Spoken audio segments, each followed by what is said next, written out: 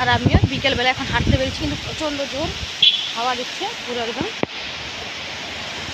চারদিকটা উড়িয়ে নিয়ে যাবে। চলে এলাম স্কুল, এখানে ভোট হবে ওই জন্য এই যে প্যান্ডেল করে রেখেছে।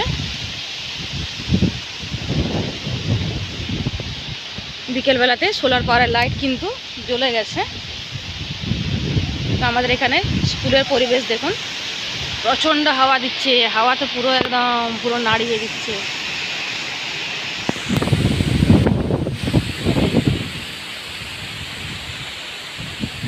উঠা উঠা উঠা উঠা দাঁড়াবো।